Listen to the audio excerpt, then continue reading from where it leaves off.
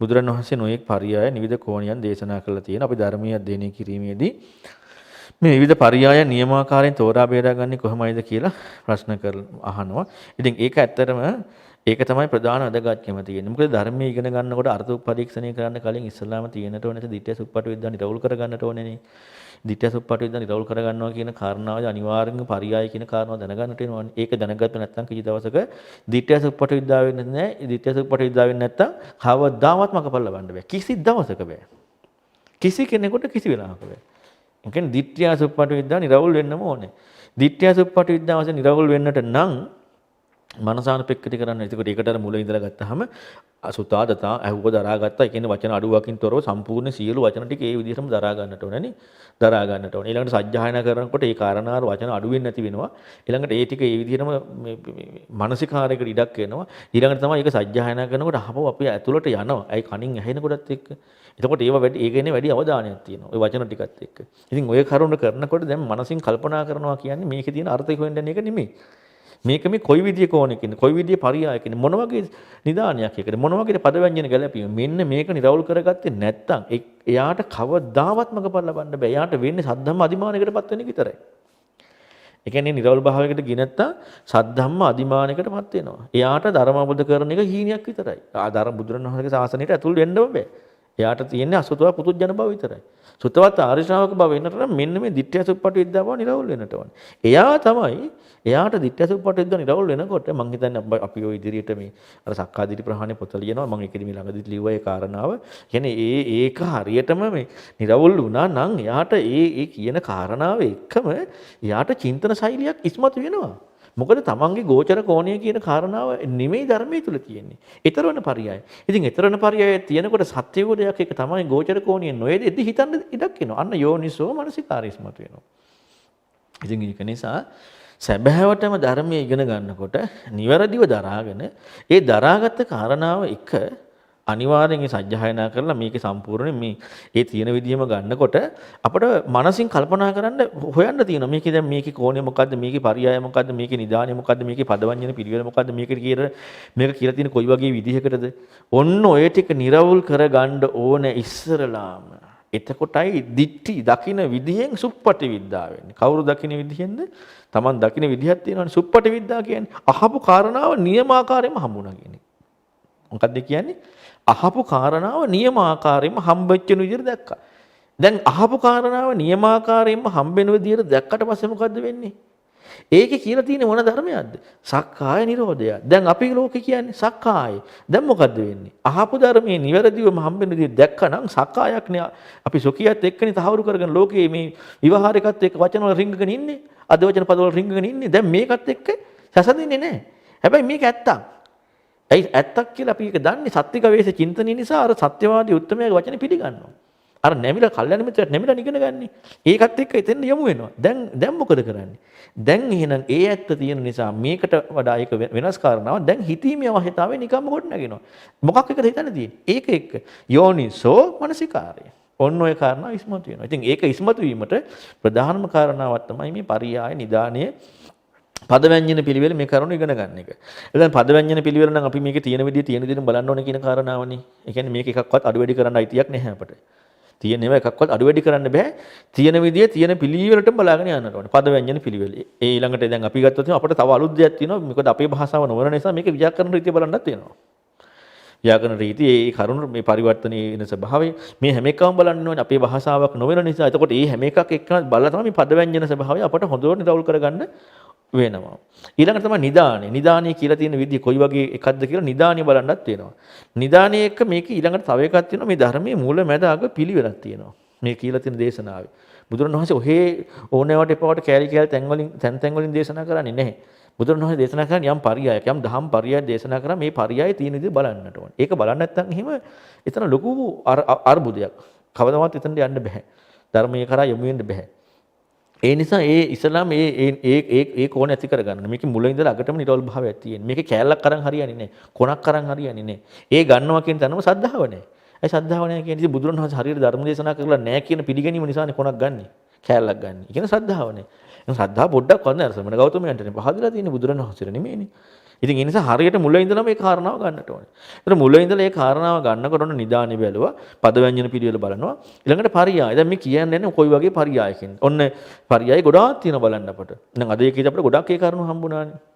දැන් උන හිතලා බලන්න බුදුරණවහන්සේ උන ලෝකේ කෙනෙකුට දැන් අපි ගත්තොත් භද්‍රක ගාමිනී හිම භද්‍රක ගාමිනීගේ පැත්තත් එක්ක නැත්නම් ලෝකයේත් එක්ක කතා කරනවා. ඒතර ලෝකයේත් එක්ක ලෝක පරියය කතා කරනකොට ඊළඟට අපි ගත්තොත් දැන් නගර වින්දේ සූත්‍රය කතා කරපු ටිකක් තියෙනවා. ලෝක පරියයක් එක. හැබැයි ලෝක පරියය කතා කරාට බුදුරණවහන්සේට කිසිම අවස්ථාවක නැහැ පින්වතුනි ලෝකයක් තියෙනවා කියලා සාස්වත වූ කෝණයක්. ඒක දැනගන්නට ඕනේ. ඒ කියන්නේ බුදුරණවහන්සේ පුත්තජනය කියලා හිතන්න එපා කිසි වෙලාවක.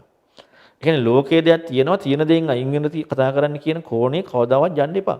ලෝකයේ දෙයක් තියෙනවා තියෙන දෙහි සිදුවෙන වැඩපිළිවෙලක් මේ කියන්නේ කියලා කවදාවත් යන්න එපා. දැන් අර ඊ බ්‍රහ්මජාල සූත්‍රය කතා කරේ අතීතයේ ඉඳලා එනවා කියන මේ දෘෂ්ටියත් එක්කත් මේක දෘෂ්ටියක්නේ. ඉතින් බුදුරණවහන්සේ මේ දෘෂ්ටි තියෙනවා කියලා දාලා අයි අපි බුදුරණවහන්සේ පුත්තජනය කියලා දාන්න යන්නේ. ඒ කියන්නේ බුදුරණවහන්සේ පුත්තජනය කියලා අපි තහවුරු කරනවා. ඒ කරුණ කතා කරලා. ඒ කියන්නේ බුදුරණවහන්සේ කෙරෙහි ශ්‍රද්ධා මාත්‍රයක් නැති නිසානේ.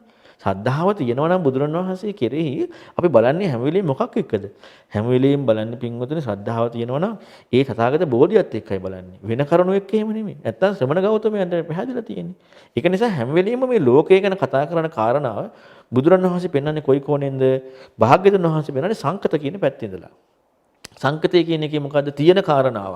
තිතස්ස කියලා පෙන්වන්නේ. තිතියේ තිබීමේ පරියායක් නේ පෙන්වන්නේ. ඔය කෝණයෙන් තමයි බුදුරන් වහන්සේ හැම එකක්ම පැහැදිලි කරලා පෙන්වන්නේ. මේ ලෝකේ තියෙන දෙයක් එක්ක, ඉන්න කාරණාවක් එක්ක, පවතින දෙයක් එක්ක කතා කරනකොට. ඔන්න ඕක අපි දැනගන්න ඕනේ. හැබැයි ඕක දැනගන්නේ අපි බුදුරන් වහන්සේ කෙරෙහි අංශු මාත්‍ර හරි පැහැදීමක් යෙදෙනවා නම්. මොකද බුදුරන් වහන්සේ කියන්නේ කොයි වගේ උත්මේද්ද කියලා ඒ කෙනාට කෝණයක් තියෙන නිසා. නැත්තම් එයාට අර අතීතේ ඉඳලා ඔන්න කෙනෙක් කෙනවා අනාගතේ කෙනෙක් කෙනවා. එයා මෙහිම පින්පව් කරලා මෙහිම යන ස්වභාවය. දැන් මේ තියෙන එකක් එක්කනේ යන්නේ. කෙනෙක් ආත්මවාදී දෙයක් නේ. ආත්මවාදී දෙයක්, Tamanට ලැබෙන දෙයක්, ආත්මීය සංඥාවක්, ලෝකයක් තියෙන දෙයක්. දැන් මේක ඒකාන්තයෙන් තියෙනවා. ඉතින් මෙන්න මේ පදනමේ ඉඳලා බුදුරන් වහන්සේ පුතත්ජන කරනවා. බුදුරණවහන්සේ පුතත්ජන කරනවා. එතකොට ශ්‍රද්ධාව බිඳුවයිනේ. රින අද්ධාව ඇත්තෙම නැහැ. එතකොට ඒ කාරණාවට යන්න එපා. බුදුරණවහන්සේගේ කෝණේ ඉඳලා අපි ලෝකයේ පැත්ත බලන්න වෙනවා. ඒක පළවෙනි කාරණාව. පරියාය මේ සරලම පරියාය මේ ඕනම පරියාය බලනකොට වියග්ගපජ සූත්‍ර බලනකොට ඊළඟට ওই වගේ අනිත් හැම දෙයක් බලනකොට ඒ සංකත කෝණ පරියාය ඉදලා බලන්නට ඕනේ. ඊළඟට තමයි බුදුරණවහන්සේ දැන් ධර්ම දේශනා කරනකොට ආයෙ කතා කරනවා ඉන්නා වූ කෙනෙක්. ඒ කියන්නේ ඉන්නා වූ කෙනෙක් කියලා කියන්නේ පුතත්ජනියෙක් ඉන්න විදියයි, සේකෙක් ඉන්න විදියයි, ඊළඟට රහතන් වහන්සේ ඉන්න විදිය. මේ ඉන්න කෙනෙක්ගේ ඉන්න අයගේ ස්වභාවය. ඉන්න අයගේ ස්වභාවය. ඉන්න අයගේ ස්වභාවය ගත්තාම කතා කරන්න තියෙන්නේ පින්වතුනි පුතත්ජනියයි, සේකයයි, රහතන් වහන්සේ කියලා තුන්දෙනාම ගත්තාට පස්සේ තුන්දෙනාගේම ලෝකයේ තියෙන කෝචරත්වය එකයිනේ. කිසිදු වෙනසක් නැහැනේ. හැමෝටම රස තේරෙනවා. එතකොට පුතත්ජනිය ඇලිලා තියෙනවා. රහතන් වහන්සේ ඇලිලා නැහැ. ඒක කෙනා ඇලෙන්නේ නැති වෙන උත්සාහ කරනවා. සමහරවිට ඇලිලා ඉන්නවා. ඔච්චරයි ඒක ඕනේ. ඒ කියන්නේ ඒකට පුතත්ජනයයි රහතන් වහන්සේ සේකයයි විස්තර කරනකොට බුදුරණවහන්සේත් ඒක ඇතුළත්. ඒ හැමෝම විස්තර කරනකොට සිදුවෙන්නේ මොකද්ද? ඉන්නා වූ කෙනෙක්ගේ සියලු දෙනාම දැන් රස විඳිනකොට හැමෝම එක විදිහට විඳින්නේ. කිසි වෙනසක් නැහැනේ. දැන් අපි හිතමුකෝ කෙසෙල් ගෙඩියක රස හතර දෙනාට හතර විදිහක් නෙමෙයිනේ. කෙසෙල් ගෙඩිය එකම රස තියෙන. දැන් ඒ කෙනෙක් මේක සීනි කෙහෙල්. ඒතකොට අනික් කෙනාට මේ පුතත්ජනය සීනි කෙහෙල් කියනවා රහතන් වහන්සේ කියනවා නෑ නෑ සීනි කෙහෙල් නෙමෙයි වෙන කෙහෙල් වර්ගයක් කියලා. නැහැනේ. රහතන් වහන්සේටත් ඒ කෙහෙල් රහමයි තියෙන්නේ. මේ සේක් කෙනාටත් ඒ කෙහෙල් රහමයි තියෙන්නේ. බුදුරණවහන්සේටත් ඒ කෙසෙල් රසමයි තියෙන්නේ. පුතත්ජනයටත් ඒ කෙසෙල් රසමයි තියෙන්නේ. කිසිදු වෙනසක් නැහැ. මේ ලෝකපරියය. එතකොට ඒ කාරණාව එක හැබැයි මේකේ කතා කරන්න වෙනවා මේ ලෝකේ ඉන්න කාරණා දිවෙන් වශයෙන් කියලා. පුතත්ජනය ඇලිලා ගිජු වෙලා කතා කරනවා. රහතන් වහන්සේ ඇලීම තොරව කතා කරනවා. බුදුරන් වහන්සේ සේක කෙනා මේක හික්මෙන්න උත්සාහ කරනවා. එච්චරයි. එතකොට මේ ලෝකපරියයෙන් ඉන්නව පුජ්‍යලයේගේ කතා කරන ප්‍රතිපදාව. එතකොට ඒත් එක්කම තමයි ඉන්නා වූ කෙනෙක් කරන ප්‍රතිපදා තියෙනවානේ. දැන් ওই මම ලෝකේ කන්න කතා කරන්නේ සමාධි සමාපatti ලැබණෙව්වා. ඊළඟට ධ්‍යාන සමාපatti දැන් අද කතා කරේ අර මනෝකාය එළියට ගන්න ඒවා. ওই ගොඩාක් ඇති තියෙන මේ ශික්ෂාපද රකින්නවා. දැන් මේ ඔක්කොම එකයි නේද? මේ ಗುಣධර්ම පැත්තේ. සියලු දෙනාටම එකයි. සියලු දෙනාටම එකම විදිහ. දැන් රහතන් වහන්සේටත් පුළුවන් අර විදිහ ඉර්ධි ලබන්න. රහතන් වහන්සේත් ওই විදිහට හික්මෙනවා. ශේක කෙනත් ওই විදිහට හික්මෙනවා. පුතත්ජනයටත් පුළුවන් හික්මෙන්න. පුතත්ජනයත් ওই වගේ ධ්‍යාන සමාපatti ලබනවා. හැබැයි ඒ හැමෝගෙම මේ ලැබෙන විදි ඔක්කොම එකයි. ඒ වුණාට කෝණ වෙනස්. එතකොට ඒ කෝණ වෙනස් බව කතා කරන්න වෙන්නේ එතෙන්ද යන්න වෙනවා අපට අර ධර්මපරියාය කියන තැනත් එක්කම. මොකද හික්මන වැඩ පිළිවෙලක් නිසා. එතකොට ඒ තමයි අර ඉන්නා වූ කෙනෙක් කතා කරනකොට. දැන් ඉන්නා වූ කෙනෙක්ගේ ධර්මපරියාය කතා කරනවා කියන්නකෝ. ඉන්නා වූ කෙනෙක්ගේ ධර්මපරියාය කතා කරනකොට එයා මේකට ඇලෙන්නේ නැහැ. ඔන්න රහතන් වහන්සේ. එයා රහතන් වහන්සේ මේකට ඇලෙන්නේ නැහැ. ඊළඟට සෝතාපන්න කෙනා මේකට ඇලෙන්නේ නැති වෙන්න උත්සාහ කරනවා. පුතඥයා මේකට ඇලෙනවා. ඔච්චරයි කියන්න තියෙන්නේ. එතකොට අපි දෘෂ්ටිය එක කතා කරනවා නම් පුතඥයාක මෙහෙම දෘෂ්ටියක් තියෙනවා. මේ විදිහට දකින්න කෝණයක් තියෙනවා. හැබැයි පුතඥයෙක් ඉන්නවා කියන කෝණයත් එක්ක නෙමෙයි කතා කරන්නේ. අන්න ඒකත් හොඳට තේරුම් ගන්න. පුතඥයෙක් ඉන්නවා නම් බුදුරණවහන්සේ බුදු වෙලා නැහැ. ඒ බුදුරණවහන්සේ පුතඥයි එහෙනම්. ඇයි බුදුරණවහන්සේ කෙනෙක් ඉන්නවනේ. එහෙම නෙමෙයි කතා කරන්නේ. සංකත කෝණයත් එක්ක කතා කරන්නේ. ඊළඟට තමයි ධර්මපරියායනේ. ධර්මපරියාය නෙමෙයි ඉන්න කෙනෙක්ගේ ස්වභාවය. එතකොට සම්පූර්ණ ධර්මය කතා කරනවා කියනකොට මාර්ගය කතා කරනවා කියනකොට එතනදී පින්වතුනි කිසිදු වෙලාවකට කෙනෙක් පුජ්‍යලයේ කිසි දෙයක් අදාළත්වයක් නැහැ ධර්මයක්. සංකත අසංකත. ওই ධර්මය. ඒකට අරයද මෙයාද ඒ කිසි කතාවක් නැහැ. ඒක හුදු ධර්මපරියාය කියන නිර්වචනයේ විතරමයි. කෙනෙක් ගාවීමක් අදාළත්වයක්ම නැහැ. ඒක ධර්මයේ. ධර්මයේ මාර්ගයේ වැඩිම කතා කරනකොට අන්න මාර්ගයේ සිදුවෙන දෙයේදී ඒක උපරිම මට්ටමට ගිහිල්ලා. මාර්ගයේ සිදු වෙලා ඉවර වෙලා කෘත්‍ය කතා කරනකොට එතනදී කතා කරන එකේ නිවීම රහත් වීම දැන් අර සම්ද සූත්‍රයේදීම කතා කරලා පෙන්වන්නේ. එතකොට ඒක විශාල ගැඹුරු පරියාය. ඒක වෙනමම කෝණයක්. දැන් බලන්න එතකොට එතන ඒ කෝණේ වෙනම බලන්න වෙනවානේ. මාර්ගයේ කෝණේ වෙනම බලන්න වෙනවා. මාර්ගේ භාවිත වෙනම බලන්න වෙනවා. මාර්ගේ භාවිතා කරන කෙනා වෙනම බලන්න වෙනවා. මාර්ගේ භාවිතා කරන කෙනෙක් මාර්ගේ භාවිතා කරන කෙනාගේ සිදුවෙන විදිය වෙනම බලන්න වෙනවා. එතකොට මේවා හැම එකම වෙන් වශයෙන් එක එක කරුණු. ඇයි දැන් කෙනෙක් ලං කරාට පස්සේ කෙනා ඉන්නවනේ. ඒතරන මාර්ගය කියනකොට කෙනෙක් කතාව එදිලා නැහැ නේ. ඊතර වීමක්. එහෙනම් ඊතර වීමක් ඉස්මතු වෙන්නට ඕනේ. ඒ කාරණා ඊතර වීමක් විතරයි. ඊතර වීම ප්‍රතිපදාවක් වෙන්නට ඕනේ. මේ කරුණු හැම එකම බලන්න ඕනේ. ඊළඟට ඊතර වීම ප්‍රතිපදාවෙන් යුක්ත කෙනා ලෝකෙට පේන හැටි. ඒක වෙනම බලන්න ඕනේ. ඊතර වීම ප්‍රතිපදාව තව කෙනෙකුට කියලා දෙන හැටි. ඒක වෙනම බලන්න ඕනේ. ඊතර වෙන ප්‍රතිපදාව පිළිබඳව සහ ඊතර වීම පිළිබඳව තව කෙනෙකුට කියලා දෙන හැටි. ඒක වෙනම බලන්නට ඕනේ. මේවා වෙන් වශයෙන් ඉගෙන ගන්නට වෙනවා. ඒක හරියට මේවා මම පුංචි උපමාවක් කියන්නම්. දැන් ඔන්න මේ උපමාව බලන්නකෝ. ඔන්න කෙනෙකුට ගෙයක් හදන්න ඕනේ. හොඳද? ගෙයක් හදන්න ඕන වෙලා එයා දැන් ඔන්න දන්නේ නැහැ මේසම්කට දන්නෙත් නැහැ වඩුවට දන්නෙත් නැහැ මේසම්කට දැකලත් නැහැ වඩුවට දැකලත් නැහැ වහලේ ගහනවා දැකලත් නැහැ ඊළඟට තින්ත ගන්නවා දැකලත් නැහැ වයරින් කරනවා දැකලත් නැහැ ටයිල් අල්ලනවා දැකලත් නැහැ මොකක්වත් එයා දැකලා නැහැ. කිසිම දෙයක් දැකලා නැහැ. හැබැයි අති දක්ෂයෙක් එයා. කිසි දෙයක් දැකලත් නැහැ කරන විදිහ දන්නෙත් නැහැ. එයාට ගෙයක් හදන්න ඕනේ. දැන් එයාට ඔන්න හම්බ වෙනවා ගල් හම්බ වෙනවා. ගඩොල් හම්බ වෙනවා. වැලි හම්බ වෙනවා. සිමෙන්ති හම්බ වෙනවා. ඊළඟට මේ වයරින් බඩු හම්බ වෙනවා. ටයිල් හම්බ වෙනවා. තින්ත හම්බ වෙනවා. සීට් හම්බ වෙනවා. පරාල හම්බ වෙනවා. යකඩ කම්බි හම්බ වෙනවා. ඔක්කොම જાති ටික හම්බ වෙනවා. ගේකට අවශ්‍ය සියලු දේ හම්බ වෙලා. එයා ගෙවල් බඳින හැටි දැකලත් නැහැ. බඳිනට දන්නෙත් නැහැ. ගඩොල් කියන මොනවද දන්නෙත් නැහැ. සිමෙන්ති කියන මොනවද දන්නෙත් නැහැ. කම්බි කියන මොනවද දන්නෙත් නැහැ. කිසිම දෙයක් දන්නේ නැහැ. කිසි දෙයක් දන්නේ නැහැ. ඒවා කරනවා දැකලා නැහැ. දැන් ගෙයක් ඕනේ. දැන් ඔන්න එවැනි කෙනෙක් ඉන්නවා. දැන් මේ ඔක්කොම ටික හම්බුණා. දැන් එයා කොහොමද ගිය හදන්නේ? දැන් මුකුත් දන්නේ නැහැ. මේ වගේ වෙන් වශයෙන් ක්‍රියාකාරීත්වය දන්නෙත් නැහැ. ඒ වගේ මෙයා දන්නේ නැහැ. මේ ඒවා කරන විදිහ දන්නෙත් නැහැ. මුකුත් දන්නේ නැහැ. ගෙයකුයි අවශ්‍ය. ඔන්න සමහර ලාවට යා මේ අර යකඩ කම්බි ටික හිටවයි පොළවේ. නැත්තම් සීට් ටික කෙඩින් කරලා හිටවයි. ගල් ටික විමාතුරවයි. ඊළඟට ටයිල් ටික වෙන පැත්තකට දැකලා දිනවනේ. ඒ වගේ සමහර අය කරනවා. ඊළඟට අර හොඳට දොර ජනල් දාන්නගෙන ආපු ටික වෙන කොහේ හරි මොකක් හරි කරලා හේතු කරලා තියයි. දැන් ගෙයක් හදන්න පුළුවන් වෙන්නේ බෑනේ. එයා මොකද්ද බලන්න ඕනේ නැත්තේ? එයා දැනගන්න ඕනේ ඉස්සෙල්ලාම ෆවුන්ඩේෂන් දාන විදිහේ කොහොමද මේකට මොනවද අමුද්‍රව්‍ය කොයි විදිහටද එක් කරන්නේ මේ දුන්න දේවල් වලින් ෆවුන්ඩේෂන් එක දාන්නේ කොහොමද? ඒකේ කොහොමද මිශ්‍රණය කරන්නේ කොහොමද? ඊළඟට ස්ලැබ් එක දාන විදිහ, ඊළඟට කොන්ක්‍රීට් පෙට්ටි ගහ ගන්න විදිහ, ඒකට කණු හදන විදිහ, ඒ මේසන් වල ඒ වැඩේ කරන විදිහ, බිත්ති බඳින විදිහ, ඊළඟට ලෙවල් කරන විදිහ, ඊළඟට වහලේ ගහන විදිහ, ලී පරාල ගහන විදිහ, සීට් වහන විදිහ, ටයිල් අල්ලන විදිහ, වයරින් කරන විදිහ, තින්ත ගාන විදිහ, ඒවට ඒ කරුණු වෙන් වශයෙන් ඒ වගේ ටික බලාගත්තොත් තමයි එයාට ඒ දේ කරන්න පුළුවන්. එහෙම නැත්නම් එහෙම තින්ත ගන්න තියෙන තින්ත ටිකෙන් එයා සමහරවිට පොළොව මේ කම්බි ටික ප්ලේන් කරයි. නැත්නම් තව මොනවා හරි ගල් ටික ප්ලේන් කරයි. නැත්නම් මොනවා කරන්න කීක දේවල් කරයි. ඒ දන්නේ නැහැ නේ කාරණා.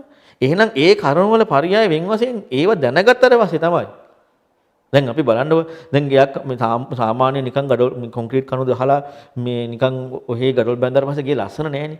නමුත් ඒවා කරන්න වෙනවනේ. ඒවා කරන්න නැතුව ඉස්සල්ලාම මේ කරන්න ගියොත් එහෙම මේ මොකක්වත් ගඩොල් බඳින්න නැතුව නිකන් මේ කාඩ්බෝඩ් ටික ගහලා මේ තින්ත ගන්න ගියොත් එහෙම සීට් එක මේවා කරලා හරි ටයිල් ටික නැත්නම් ටයිල් ටික ගන්න අල්ලන්න ගියොත් එහෙම නිකන් පොළවේ සම්පූර්ණ විකෘතියක් නේ. කියන්නේ ඒ කරුණු ඒ විදිහට බලන්න ඕන. ඒකේ තියෙන විදිහ බලන්න ඕන. දැන් අපි මේ ගොඩනැගිල්ල කියනවා මේ ගොඩනැගිල්ල අපට කාටවත් කම්බි පේන්නෙත් නෑ. ගඩොල් පේන්නෙත් නෑ.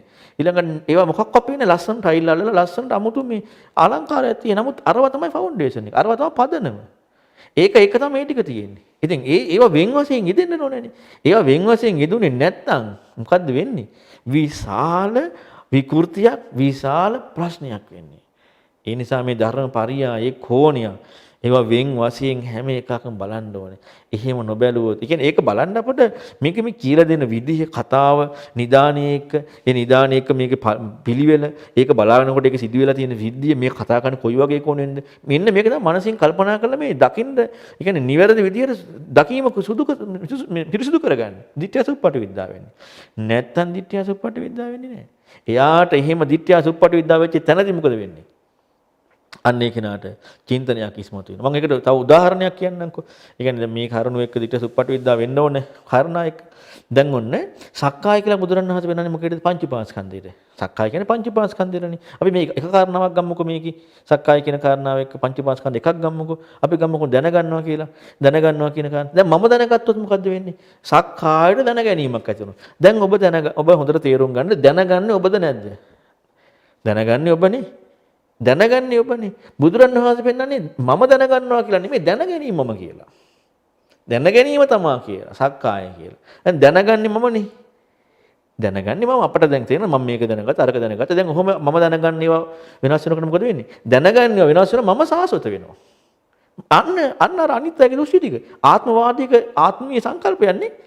දැන් දැන ගැනීම දැන් ඔන්න ඔබට මම කතා කරන එක දැනගන්නවා ඊළඟට වෙන එකක් දැනගන්නවා ආයෙ එකක් දැනගන්නවා දැන් දැන ගැනීම වෙනස් වෙනවා දැන ගැනීම වලට නොයැලෙනවා දැන ගැනීම අයින් වෙනවා මොකද වෙන්නේ අන්න තමාව සාස්වත වෙනවා ආත්මීය ස්ථිරයි ආත්මවාදී අන්න ඒක තමයි ලෝකේ විමුක්තිකාමින් කරන අඩපිළිවෙල දැන් ඒක අපටත් ඇත්තනේ නැද්ද මම නෙමෙයි දැනගන්නේ මම දැනගන්නේ මටනේ දැන ගැනීම හම්බෙන්නේ වෙන් වෙන් වශයෙන් දැනගන්නවා එක එකව වෙන් වශයෙන් ඒ දැන ගැනීම අයින් වෙනවා එක එක වෙලාවට බුදුරණවහන්සේ මේක වෙනස් කරලා පෙන්නනවා අනිත් අයට විශේෂ නෑ මොකද දැන ගැනීම කියන්නේම තමයි සක්කාය. මම එකක් කරන් කිව්වේ උදාහරණයක් ඇටියට. දැන ගැනීම කියන්නේම තමයි සක්කාය කියන කාරණාවත් එක්ක. දැන් අපට හම්බෙන්නේ මම දැනගත්තා කියලා. අපට සක්කායට දැනගන්නවා කියලා හම්බෙනවා. බුදුරණවහන්සේ සක්කාය දැන ගැනීම කියනවා. අපට සක්කාය දැන ගැනීම කියලා හම්බෙනවා. මේක දෙකක්නේ. දෙක. අන්න ආත්මවාදත් එක්ක යනවා. දැන් මේ මොකක්ද මේ උනේ? පරියාය හරියට බැලුවේ නැහැ. වචන ටික හරියට බැලුවේ නැහැ. ඒකේ තියලා තියෙන විස්තරය හරියට බැලුවේ නැහැ. ඉතින් අරබුද මොකද්ද වෙන දෙයක් කරනවා. දැන් මේක හරියට දැනගත්තට පස්සේ දැන් ඔන්න සක්කාය කියන්නේ සක්කාය කියන එකට මේ පංචපාස්කන්ධය කියන්නේ. දැන් අපට වෙන එකක් නේ හම්බ වෙන්නේ. ඒතකොට බුදුරණවහන්සේ දේශනා කරපු ඇත්තනේ. එහෙනම් මේ මොකද්ද? දැන් ඒක නෙමෙයිද චින්තනෙ මෙහෙවන්න තියෙන්නේ. ඔබට කලින් අර බෙලි දිවුළු උපමාවක් කරා ඔක පැහැදිලි කරේ. දැන් බුදුරණවහන්සේ පෙන්නනවා සක්කාය කියලා කියන්නේ මේ අපි දැනගන්නවා කියන එකට නෙමෙයි. අපි දැනගන්න එකට නෙමෙයි සක්කාය කියන්නේ. දැන ගැනීමට සක්කාය කියන්නේ. සක්කායට දැන ගැනීම කියනවා මිස දැනගන්න දෙයට දැන් කියන්නේ මම සක්කායට දැනගන්නවා කියන කාරණාව නෙමෙයි මේක දෙකක්. එතකොට දැන් මේක දෙකක් කියලා දැනගත්තාම අපට තියෙන සත්‍ය වෙන එකක් බුදුරණවහන්සේ දේශනා කරන එක වෙන එකක්. බුදුරණවහන්සේ වෙනන්නේ ඊතර වෙන්න අවශ්‍ය වෙන විදිහට චින්තනෙ මෙහෙවන්න යෝනිසෝ මනසිකාරය ඇති කරන්න පෙන්වන ධර්මපරියාය අපට ලෝකේ රාජ්‍ය දෙයක් හම්බ වෙනවා ආත්මවාදයක රැකවරණයක් එක්ක. ආත්මීය දෘෂ්ටියක් කියන එකක් එක්ක. බුදුරණවහන්සේ වෙනවා ඊතර ප්‍රතිපදාවක් එක්ක. දැන් මොකද්ද වෙන්නේ? ditthya suppati හරියට උනාට පස්සේ බුදුරණවහන්සේ හරියට දේශනා කරපු නිසා ධර්මයේ ශ්‍රද්ධාවත් එක්ක යමු වෙලා මොකද්ද මේ එහෙනම් කියලා තියෙන්නේ. දැන් මොකද්ද වෙන්නේ? යෝනිසෝ මනසිකාරය. අන්න ඒක උපදිනවා හරියට ධර්මපරය ඉගෙන ගනින්න. නැත්තම් මොකද වෙන්නේ? අපි දැනගන්න වැරදි තමයි අපි දැනගන්නේ කිය කිය හිතා ඉන්නවා. දැනගන්න එක අපි දැනගන්න එක වැරදි කියලා හිතාගෙන දැනගන්න එක අයින් කරලා තමා සාසුත වෙනවා. එච්චරයි වෙන්නේ. ඒ කියන්නේ අර අනිත්‍යයේ දෘෂ්ටි ටිකමයි. බුදුරණවහන්සේගේ ධර්මයේ නෙමෙයි. අනිත්‍යයේ දෘෂ්ටි ටිකමයි. ඉතින් ඒකට ගිහිලා පළපදියම් කරලා රිංගගෙන ඉන්නවා. අපරාධේ මේ ලැබිච්ච අවස්ථාව අහිමිලා යනවා. ඉතින් ඒක නිසා මේ පරියාය දැනගන්න එක එච්චරටම වැදගත්. ඒ නිසා මේ පරියායවල ඒ වෙන් වශයෙන් හොඳට බලන්නට ඕන. ditthya සෝපටිවිදා කරගන්න ඕන. ඒක නොකරගත්තොත් නම් පින්වතුනි මේ මනුස්ස ජීවිතයක් ලැබිලා මේ ධර්මයක් ඇහෙන යුගයේදී කොච්චර අවාසනාවක්ද නේ? අර මේ කාටද මේ අජාසත් රජුරවන්ට වෙච්ච අවාසනාවනේ. ඒ වගේ මහා වාසනාවක්. ඒ කියන්නේ එච්චරට වාසනාවන්තයි.